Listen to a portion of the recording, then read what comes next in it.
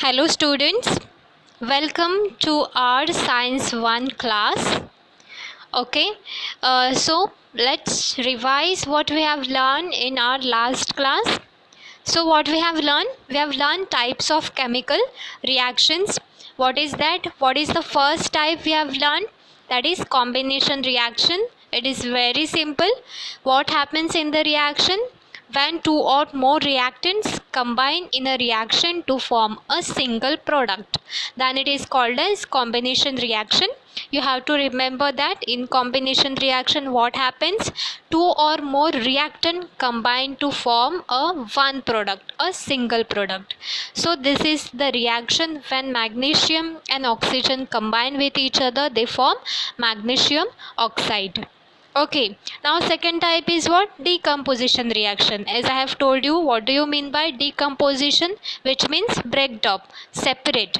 So in the reaction, two or more products are formed from a single reactant. So here from a single reactant two or more products are formed, but in combination from two or more reactant one product is formed. Okay, I hope you understand the difference between these two reactions. So here what happens, calcium carbonate break up, decomposed to form calcium oxide and carbon dioxide. Okay, so the third reaction which we have learned, that is a displacement reaction. In this reaction what happened? The place of the ion of less reactive element in the compound is taken by another more reactive element by formation of its own ion. Okay, here in the reaction, if we form ZNH, so ZNH is not a product. Okay, I didn't hear that ZNH is a product. It is not a product. So what it will form? ZnCl2 plus H2. Okay, and the last reaction which we have learned, that is double displacement reaction. The reaction in which what happens, the ions in the reactants are exchanged to form a precipitate is called as double displacement reaction. So here in the place of K2, in the place of K2CrO4, in the place of CrO4 in K2, which compound is attached, which compound is taken, that is SO4. So it will form K2SO4, and in the place of BaSO4 in the reactant side, in the place of SO4, CrO4 gets exchanged to form BaCrO4. Okay, so these are the four reactions. They are very simple, which we have learned in our last class, and I hope you remember. I have given one homework, that is match the following. Now let's see. Take out your notebook and everything where you have did this homework, and check whether it is right or wrong. So here in first reaction, in the reactant side, how many reactants are there? Two reactants are there. In the product side, let's see we will which compound will get here. So in the third column, we are saying that BaSO4 plus ZnCl2. Yes, that means there is an exchange of ions takes place, which we have learned now, that is double displacement in the double displacement reaction. So this is a double displacement reaction. Yes. Then second 2AgCl, one reactant is there, and in the product side we'll get, in the last column we will see that 2Ag plus Cl2. When one reactant form two product, which reaction is this? Decomposition reaction. Very good. Now the third is what? CuSO4 plus Fe. Yes, CuSO4 plus Fe. Now search on the product box. Yes, FeSO4 plus Cu. So here what happened? Less reactive element exchanged by more reactive element. Which reaction is this then? Displacement reaction. Yes. And the fourth reaction, H2O plus CO2. Here from the two reactant one product is formed, that means H2CO3. So this reaction is a combination reaction. So this is a very easy homework which I have given. and I know all of my students got 100 out of 100. Okay, so now let's move towards our today's class, which is also very simple: exothermic and endothermic processes and reaction. Okay, let's see the definition. What do you mean by this term? Okay, so heat is absorbed and given away in the various processes and reactions. Accordingly, the processes and reactions are classified as endothermic and exothermic. So I hope you remember in some of our last class somewhere we discussed about the symbol of heat. So what is that? Remember, student, what is the symbol of heat? Yes, that means a small arrow above the small triangle above the arrow. Okay, so in some reaction we observe a small triangle above the arrow mark. So what that triangle denotes? That triangle denotes as a symbol of heat.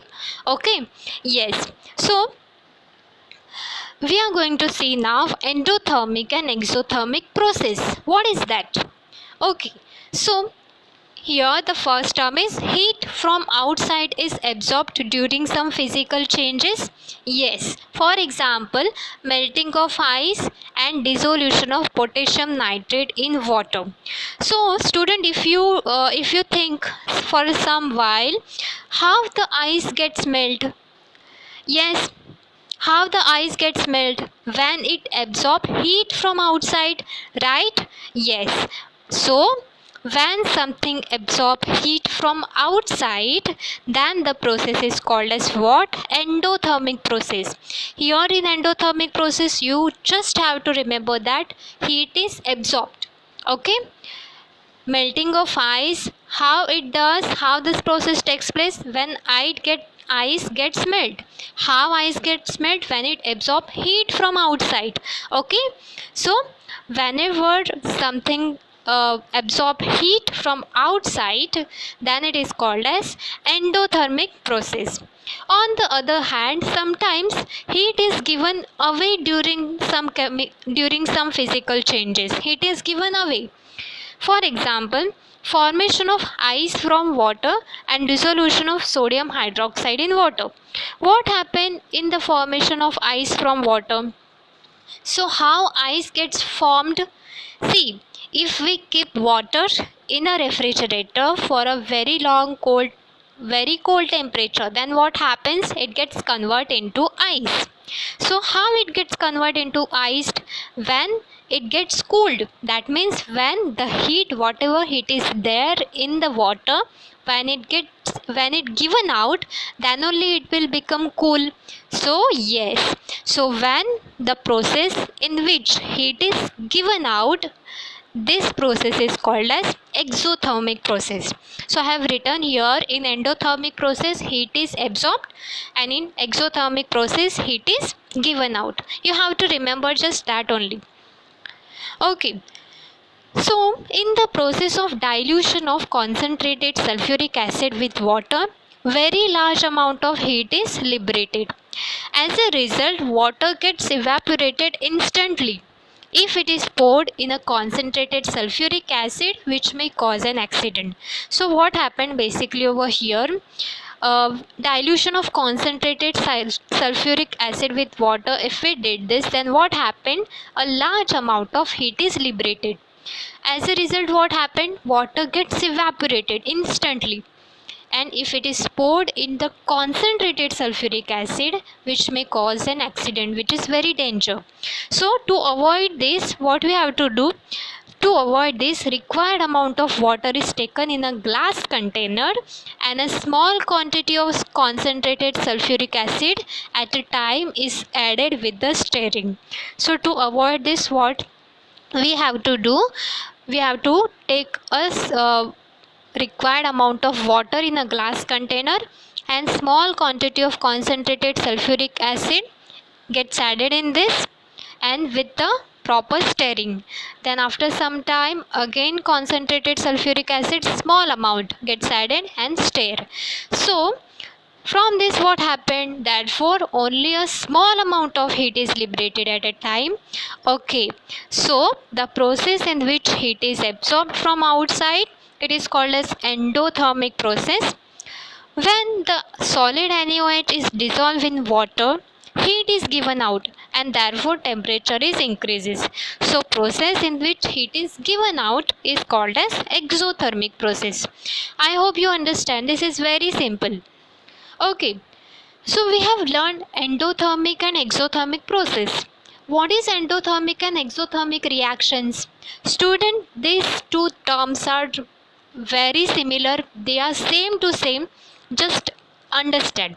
What is endothermic reaction?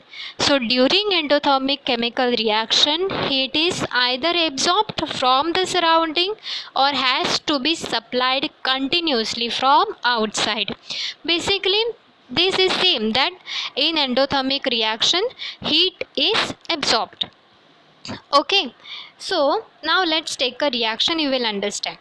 Okay, here in this reaction CaCO3 plus heat will give CaO plus CO2.